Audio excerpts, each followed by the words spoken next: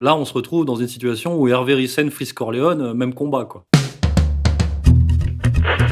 Attention, qui que vous soyez, attention, cette fréquence est exclusivement réservée aux urgences. Sans blague! Et vous croyez que j'appelle pour commander une pizza? Mais vous savez que vous commencez à m'énerver avec vos questions. Bah oui, mais- Est-ce que je vous en pose des questions, ouais? Nous avions prévenu avant le confinement, à l'époque des affaires Foresti, Polanski, Griveaux, Matzneff, le système était sur la brèche, à deux doigts d'exploser sous le poids de ses contradictions et, miracle, le Covid-19 était apparu, venant paradoxalement donner une bouffée d'air pur aux représentants du pouvoir. 6 mois après, la supercherie s'essouffle et les vieux démons ressurgissent. L'affaire Freeze Corleone pourrait bien être à cet égard un point de bascule. On en parle tout de suite avec MC Corias, OH51 sur ERFM, et vous nous connaissez sur ERFM. On a évidemment la logistique qu'il faut pour acheminer les colis d'un point A à un point B comme DHL, Nick un sioniste comme BHL. C'est parti. Le ministre de l'Intérieur a même tweeté aujourd'hui et Valérie Je vais Benaïm essayer vous dit d'être non. très calme et d'essayer de poser mon propos parce que moi, les textes de ce garçon me touchent au cœur parce que je suis juive, de religion juive, donc il parle de ma communauté, mais je pense qu'il parle de l'humanité parce que quand on touche à un noir, un juif, un musulman, on touche à l'humanité. Donc voilà, je pense que ce type-là est abject et je lui dis dans les yeux, tu n'es qu'une merde. Oui, j'ai fait une petite citation de Freeze Corleone pour commencer l'émission. Alors, la LICRA a tweeté et la machine, la centrifugeuse, s'est exécutée. Darmanin, Dupond-Moretti, la DILCRA sont montés au créneau, avec notamment comme conséquence la résiliation du contrat de distribution de Freeze Corleone avec Universal. Alors Universal, pour ceux qui ne savent pas, c'est Vivendi. Vivendi, c'est Bolloré. Et BlackRock aussi dans les actionnaires, la suppression de certaines vidéos de Freeze Corleone de sa chaîne YouTube, le retrait de ses morceaux des playlists Skyrock et surtout des plateformes de streaming comme Deezer. Et aussi l'ouverture d'une enquête pour provocation à la haine raciale et injure à caractère raciste. Alors, on va entamer l'analyse. MC Corias, premier constat, notre ami a toute la fine équipe au cul, mais pour le moment, nous n'avons aucun signe laissant penser qu'il va se repentir, se soumettre, abjurer, faire teshuva, comme on dit. Et donc, nous avons là potentiellement une nouvelle date, car depuis Dieudonné Soral, aucune personnalité d'ampleur dans le monde culturel n'a vraiment résisté aux rayons paralysants. Et là, on a quand même l'impression que Freeze Corleone, c'est pas Yann Moix.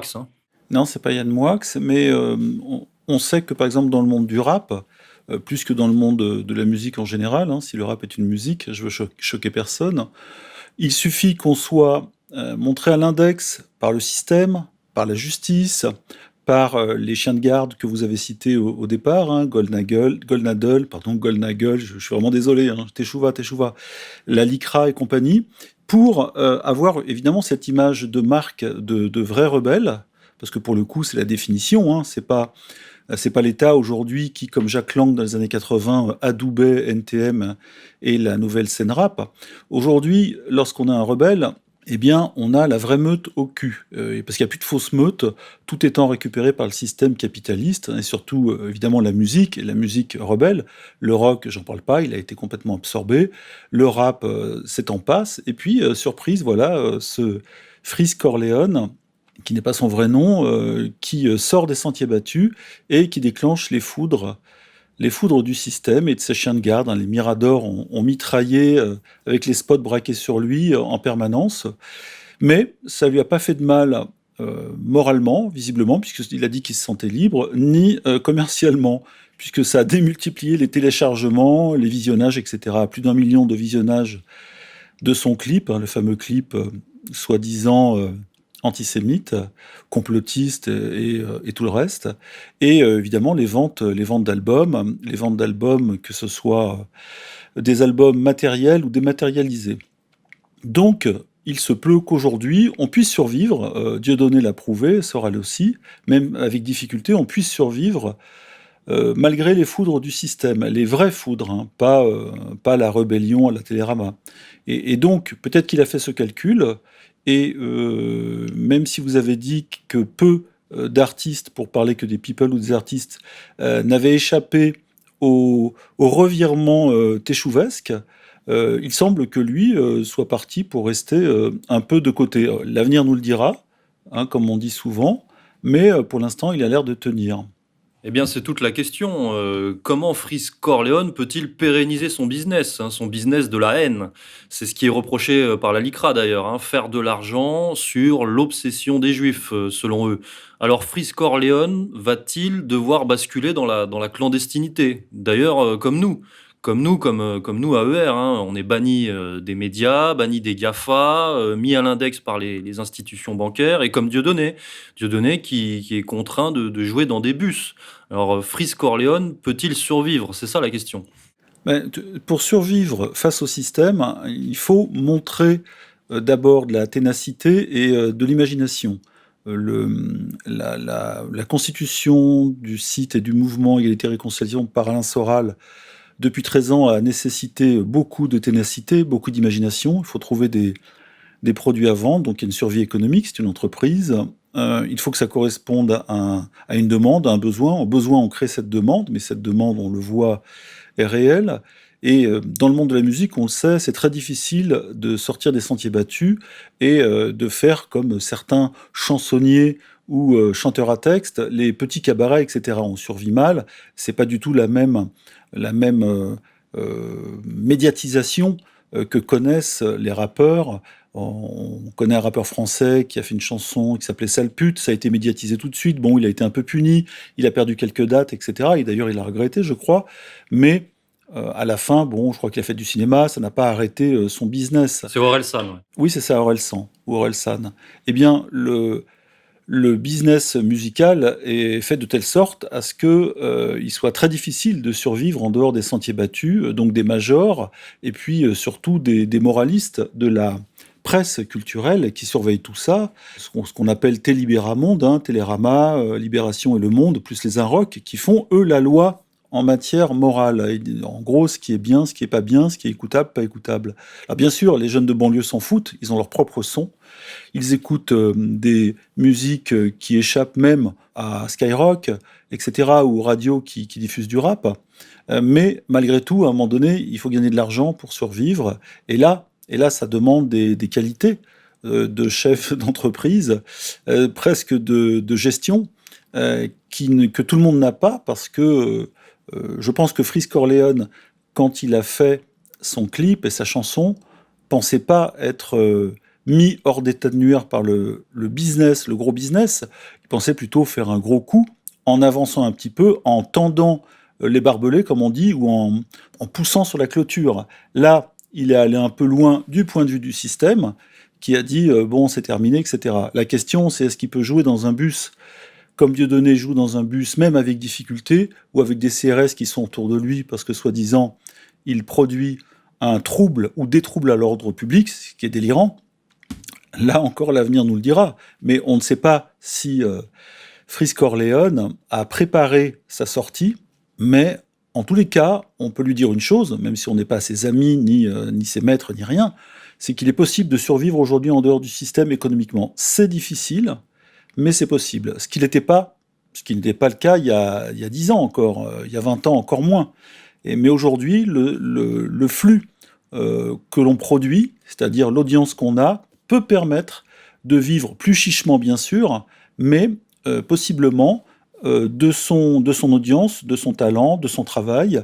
Et les gens qui aujourd'hui sont devenus des indépendants, par exemple en matière d'information, comme on connaît sur le net, peuvent le confirmer. Donc on va voir aujourd'hui si c'est possible avec la musique, et notamment le rap. Alors je voudrais qu'on revienne sur la récupération et l'exploitation politique de l'affaire, puisque déjà il y a une petite généalogie, c'est-à-dire qu'avant que la LICRA tweete à propos de Freeze Corleone, un premier signalement avait été effectué, je dirais, 3 semaines auparavant, à peu près, par Valeurs Actuelles. Toute l'affaire est partie de Valeurs Actuelles. Valeurs Actuelles qui a effacé son tweet de délation à l'époque. Enfin, il existe, et d'ailleurs, il avait été repris repris, enfin il y a des captures, et il avait été repris par Goldnadel. Donc c'est quand même marrant de constater, et marrant et plutôt significatif de constater qu'il y a quand même déjà ce passe-passe à l'origine entre la droite nationale sioniste, et enfin entre la droite sioniste et la gauche sioniste, puisque on voit que c'est Valeurs Actuelles et Goldnadel qui signalent et qui passent finalement le relais à la LICRA et à la DILCRA, qui eux entament tout de suite les procédures judiciaires et appellent à la censure et au boycott par l'entremise de Stop Hate Money, qu'on connaît très bien, nous, de nos amis Triste Anti-France Mendes et Rudi Reichstag. Donc là, on a quand même un réseau quand même qui se dessine très bien dans cette affaire, hein. Et en fait, ce réseau, alors vous parlez de national-sionisme et de gauche sioniste. On peut même dire que la LICRA et la DILCRA, c'est quasiment la même chose, parce que c'est la version gouvernementale avec un budget de 100 millions d'euros sur 3 ans, régulièrement reconduit, eh ben, sont en train de se national-sionistiser. Et ce qui n'était pas le cas au départ, parce que ce sont des entités, alors évidemment la LICRA est beaucoup plus ancienne, ce sont des entités, on peut le dire, socialo-sionistes, comme SOS Racisme justement, mais la gauche sioniste ou antiraciste n'a plus le vent en poupe, elle a encore voix au chapitre. C'est pour ça qu'au niveau culturel, au niveau médiatique et même politique, il y a des affrontements, assez marrants d'ailleurs, parce que c'est la même maison, hein, la maison sioniste. Et comme vous dites, Goldnadel, Valeurs Actuelles, etc., sont en train d'enfoncer des coins, comme on dit en langage militaire, dans le socialo-sionisme. Et pourquoi ça tombe sur un rappeur? Parce que, alors évidemment, il a fait ses chansons avec ses petits mots, les mots quasi interdits, Hitler, Rockefeller, Rothschild et compagnie, mais c'est surtout que le rap français a été béni par le socialo-sionisme dès son enfance, hein, dans les années 80, j'ai cité Jacques Lang tout à l'heure, parce que c'était évidemment le divertissement, un détournement aussi des affaires sociales vers le culturel et la musique, la fausse rébellion, etc. C'était mieux de se rebeller en chanson que d'aller manifester contre la rigueur. Bon, et on a bien compris tout l'intérêt pour la gauche du SOS Racisme pour contenir évidemment les banlieues, en faire des réservoirs de voix, etc. Bon, tout le monde connaît ça aujourd'hui.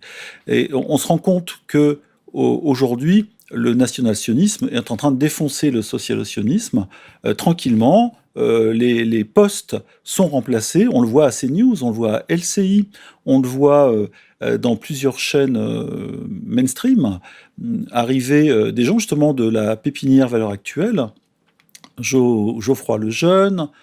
On voit aussi la petite brune aux yeux bleus, Eugénie Bastier, etc., qui sont derrière Zemmour, et tout ça est en train d'avancer et de commencer à tirer sur d'autres cibles. Avant, les rappeurs, les antiracistes, les rappeurs antiracistes, le rap antiraciste ou anti-blanc ou anti-français était intouchable, sanctuarisé. Aujourd'hui, il ne l'est plus. Donc il y a un changement de paradigme là aussi. Comme racontait Soral, il y a plus de 15 ans maintenant, avec son texte sur le foulard, il avait déjà senti ce changement-là. Aujourd'hui, il est effectif et un remplacement se fait dans les médias entre socialo-sionistes et nationaux-sionistes. Alors c'est peut-être la même maison, mais ce sont des gens très virulents, et les gens qui défendent le rap comme secteur éminemment culturel de la chanson française, aujourd'hui se trouvent mal, parce que soudain le rap, eh ben, pour le coup, devient anti-sioniste. Et c'était pas prévu, parce qu'au début, il devait être juste anti-français, anti-flic, donc tout ça était de la révolte sous contrôle, et puis ça mangeait pas de pain pour le lobby au pouvoir. Et aujourd'hui, ça leur revient dans la gueule, et ça m'a fait penser qu'il y a un foirage dans l'ingénierie sociale. Lucien Cerise parle souvent et toujours, et c'est lui qui a lancé ça, c'est très bien, des ingénieries sociales en cours, qui sont lancées, etc. Bien sûr, il y a des gens qui y résistent, mais là, pour le coup, ça a pété dans la gueule des ingénieurs sociaux, ce qu'on appelle nous aussi à la rédaction les apprentis sorciers, et qui se retrouvent avec un rap soudain, alors c'est pas le cas de tous, mais qui commence à lorgner du côté du pouvoir profond et à arrêter, alors évidemment ça continue, mais de tirer sur les flics, les méchants français, les colonialistes, etc. Là, soudain, ça va un peu plus loin et ça fait penser à un parallèle avec les Gilets jaunes qui, eux, au début, c'était oui, non au pouvoir, à l'état de Macron, non au libéralisme, ok, très bien, et puis peu à peu, ça a commencé à se concentrer sur les lieux de pouvoir, les vrais, assurances, banques, réseaux occultes, etc. Voilà, donc là, on a l'impression qu'il y a comme une petite ironie de l'histoire qui fait que même ceux qui sont aux commandes et qui ont tous les moyens économiques, médiatiques, politiques, juridiques, policiers, eh bien, foirent quand même leur coup. Et le cas Frisk-Orléans prouve que tout n'est pas contrôlable et que parfois les créatures échappent à leurs créateurs. Alors dans l'ingénierie sociale sioniste en cours, qui se divise entre socialo-sionistes et nationaux-sionistes, on a pu observer notamment justement sur LCI que je parlais de récupération et d'exploitation politique de l'affaire Frisk-Orléans. Il allait être certainement dans les prochains jours question de qualifier Frisk-Orléans et son équipe et ce qu'il représente d'islamo-gauchiste, parce que je l'ai entendu dans la bouche de notre chère Céline Pina. Alors, est-ce que vous connaissez Céline Pina, monsieur Corias ? Oui, elle fait partie de l'équipe élargie qui est représentée par Lac, Zemmour, Goldnadel, Berkoff, Sud Radio, Valeurs Actuelles. Et elle est chez Michel Onfray. Elle fait partie de Front Populaire de Michel Onfray. C'est une franc-maçonne avérée qui était proche de Manuel Valls. Donc elle vient des réseaux Valls et elle avait même quitté avec perte et fracas le printemps républicain de Manuel Valls parce qu'elle ne le considérait pas assez laïque et sioniste. C'est pour vous dire, c'est vraiment une militante, une militante. Et donc Céline Pina, qui représente donc tout ce réseau-là, est montée au créneau sur LCI et elle a vraiment fait du collectif 667, le collectif dont est issu Frisk-Orléans, elle en a fait un collectif islamiste. C'est-à-dire qu'elle a vu dans les textes de Frisk-Orléans un soutien au djihadisme, au terrorisme, parce que le dernier album de Frisk-Orléans est sorti le 11 septembre. Et puis il cite le Omar. Voilà, Omar. D'où la citation du Mollah Omar, effectivement, qu'on ne comprenait pas trop pas dans le tweet de la LICRA, mais en fait c'est là que ça prend tout son sens. C'est-à-dire que pour eux, enfin en tout cas ils vont pousser l'ingénierie dans ce sens de faire de Frisk-Orléans et de ceux qui le suivent des islamo-nazis ou des nazis-islamistes, comme on disait. C'est BHL qui avait lancé ce syntagme, je crois, à l'époque. Oui. Et mais en fait ce ne sont que des mots. Si on réécoute la chanson, on voit que uniquement il y a Hitler, le Mollah Omar, etc. le 11 septembre. Ce sont des opinions, ce sont des mots, on pourrait dire c'est un poème, même si c'est pas du Victor Hugo. Et soudain, ces mots-là, comme si, c'est pas un jeu de mots, excusez-moi, mais ces mots-là, comme s'ils étaient interdits, deviennent des intentions, et des intentions politiques. Alors évidemment, Frisk-Orléans sait très bien ce qu'il fait. Quand il balance ces mots, il sait qu'il va énerver le camp désormais d'en face pour lui. Mais en soi, il n'y a pas d'appel au crime, il n'y a pas d'appel au meurtre, et on sait très bien que dans les banlieues, à un moment donné, Ben Laden était une star.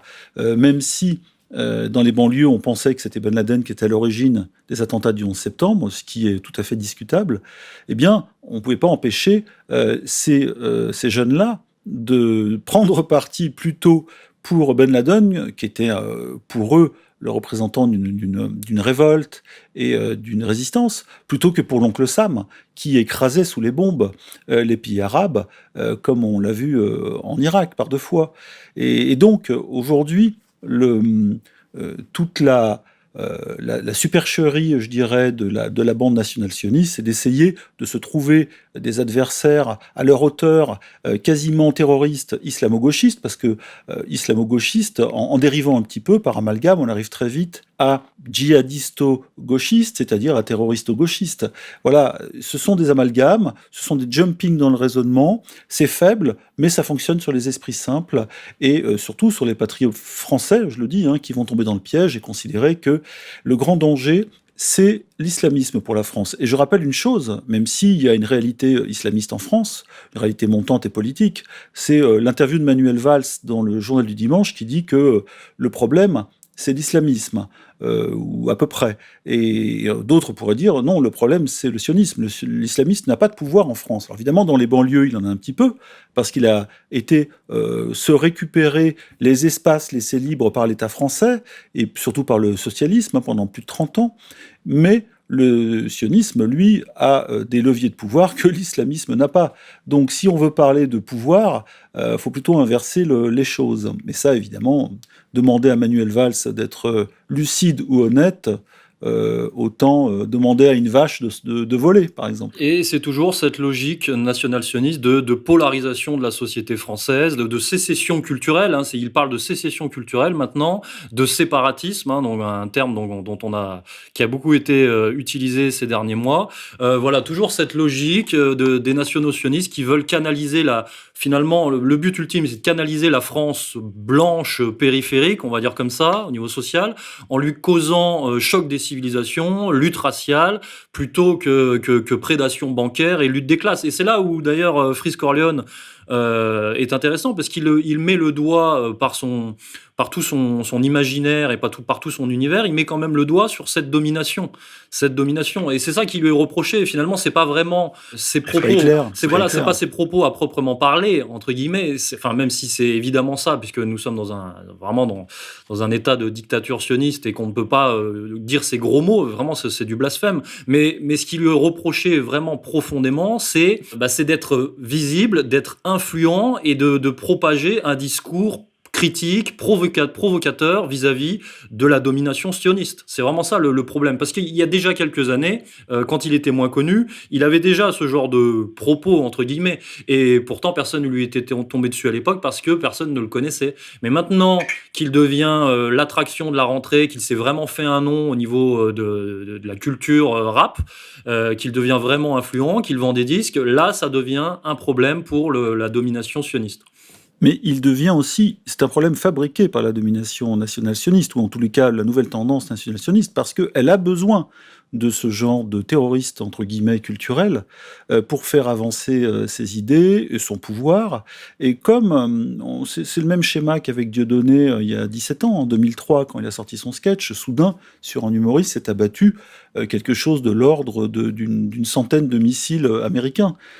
Eh bien, aujourd'hui, à son corps défendant presque, Frisk Corleone se retrouve avec tout un dispositif qui était déjà prêt, et de toute façon qui serait tombé sur quelqu'un, lui ou un autre, au moindre mot ou au moindre amalgame logique, pour le coup, qui aurait été fait, comme vous le dites, entre la situation politique réelle, les ingénieurs sociaux, ou les ingénieries en cours, etc.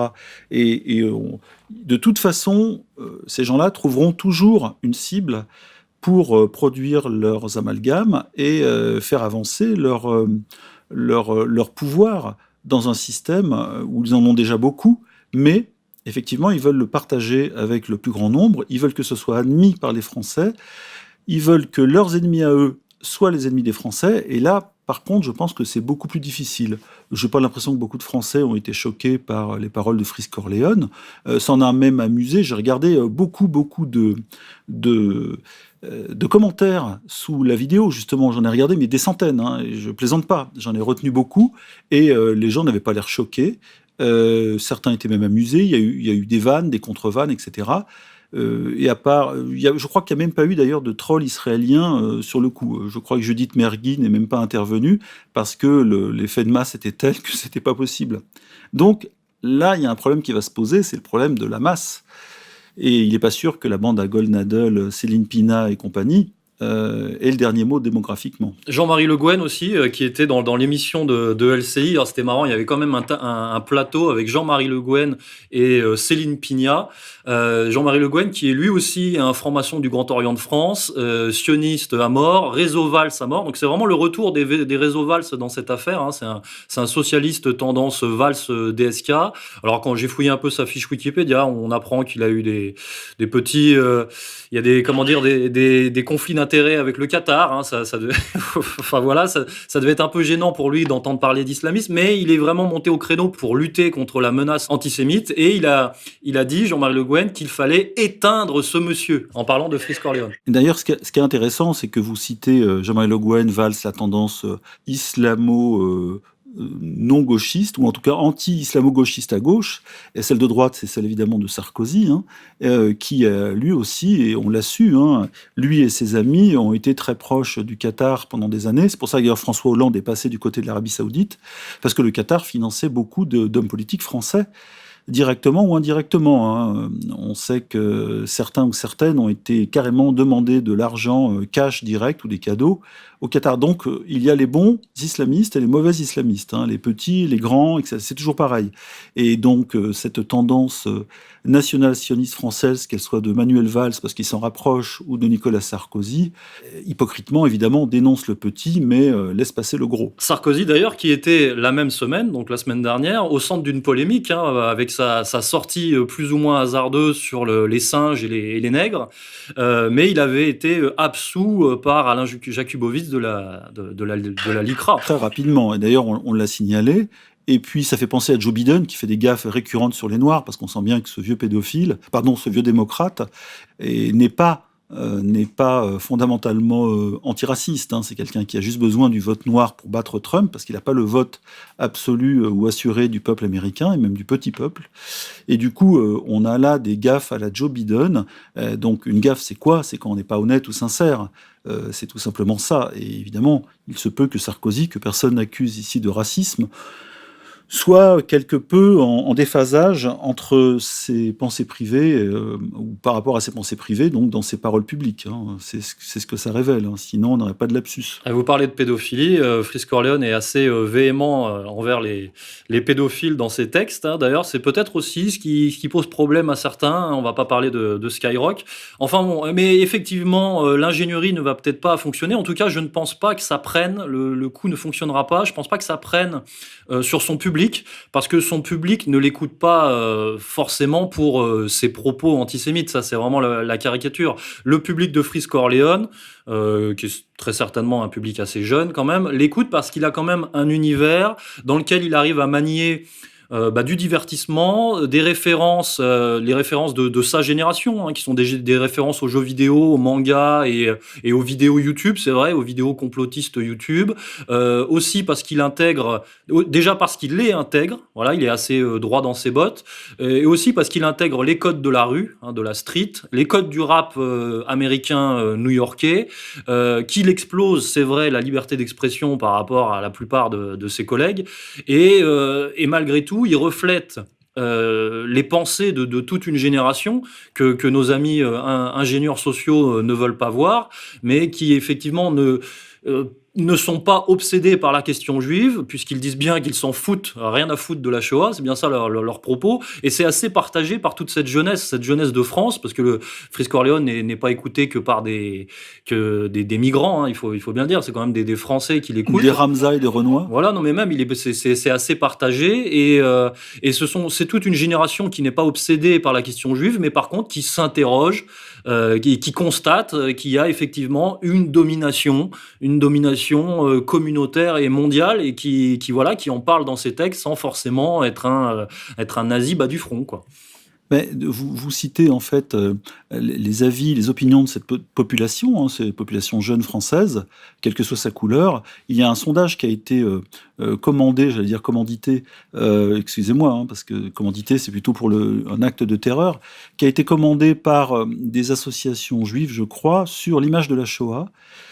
Parmi justement, surtout, parce que pour les gens de plus anciens, plus âgés, c'est un peu plié, mais chez les jeunes, et il se trouve, quand on regarde bien les chiffres, que par exemple, dans la population des banlieues, 70% savent ce que c'est évidemment, puisque ça leur est tartiné à l'école, mais ils s'en foutent un peu, ils voient pas l'intérêt de parler de ça tout le temps, ou trop, et surtout ils se sentent pas concernés et pas culpabilisés.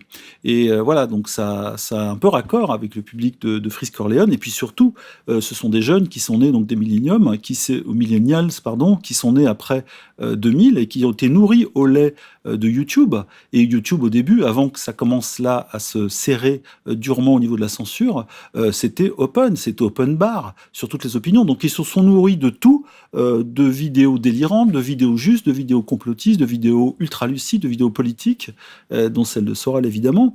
Et à l'arrivée, on a un public quand même conscientisé malgré tout, même si c'est mélangé avec du manga et de jeux vidéo.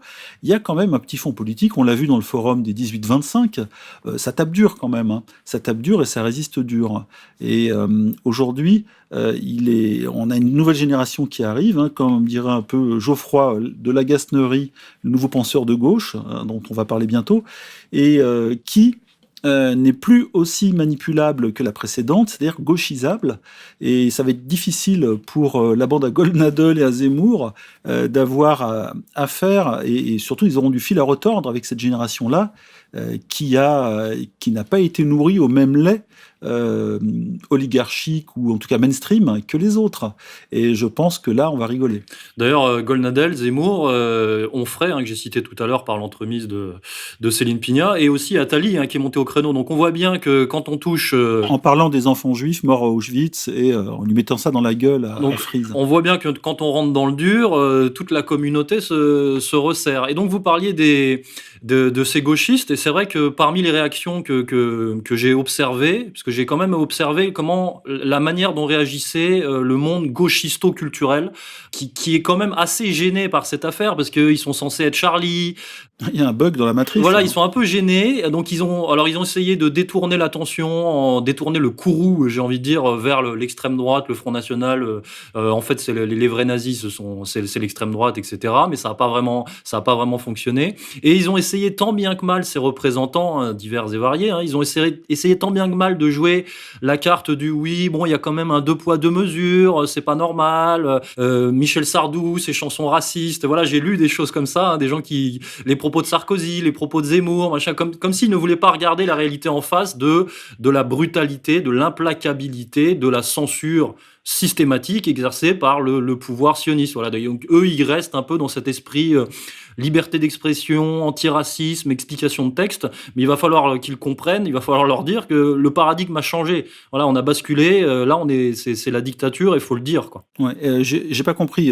Michel Sardou va faire un featuring avec Freeze Corleone. Non, certains commentateurs, certains chroniqueurs citaient les textes soi-disant racistes et colonialistes de Michel Sardou. Ils disaient personne ne s'indigne de ces textes-là. Alors si Freeze Corleone est condamné, il faudrait condamner ces paroles-là aussi.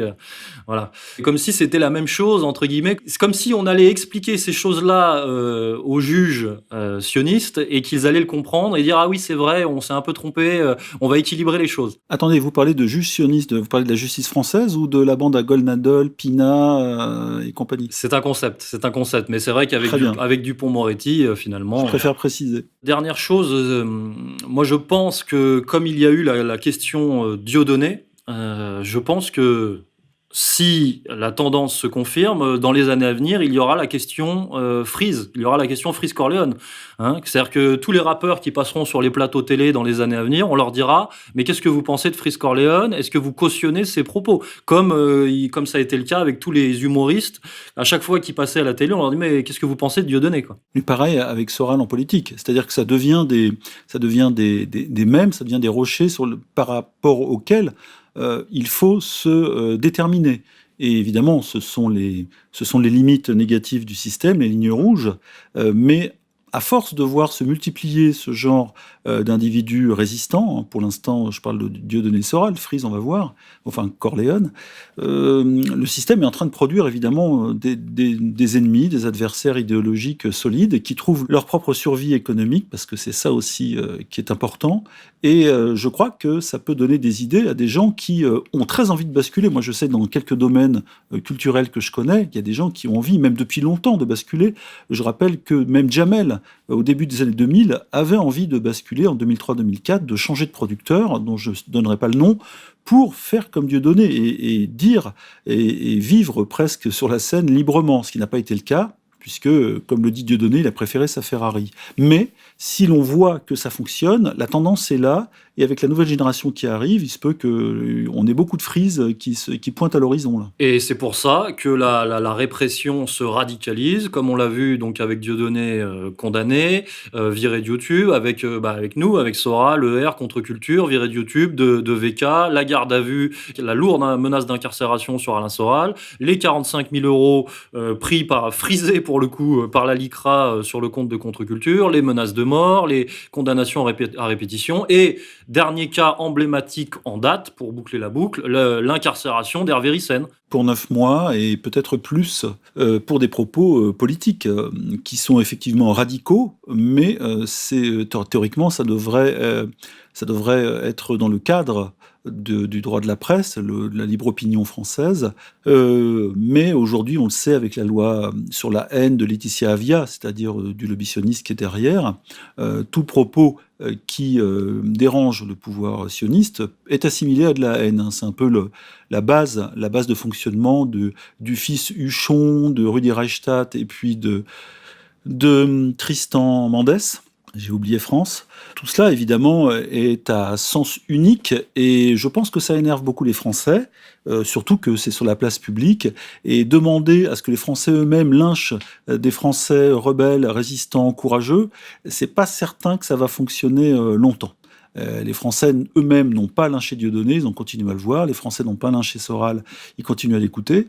Il se peut qu'ils continuent à écouter aussi ceux des banlieues, même les autres, noir, blanc, jaune, rouge, ou tout ce que vous voulez réunis, qui continuent à écouter Freeze Corleone, malgré sa mise à l'index. Et à lire Hervé Ryssen. Voilà. C'est là où il y a quand même quelque chose d'emblématique et de, entre guillemets, profondément français, dans le sens où c'est surprenant. C'est que là, on se retrouve dans une situation où Hervé Ryssen, Freeze Corleone, même combat, quoi.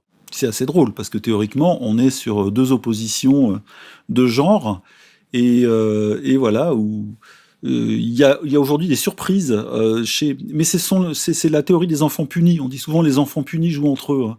Les mauvais enfants, les mauvais garçons, ils finissent par jouer ensemble au foot ou à autre chose, et ils se retrouvent ensemble quelles que soient les origines, les chemins qui ont été pris, et ça donne de drôles de connivences et des apparentements étonnants.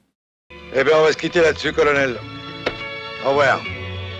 Chers auditeurs, je crois qu'on a bien fait le tour du sujet. N'hésitez pas à nous dire ce que vous en pensez dans les commentaires. C'était On Nettoie l'info hebdo, déjà la 51e fournée, donc ça bosse. Et soutien à Hervé Ryssen, évidemment, et on se retrouve la semaine prochaine. Bonne semaine à tous.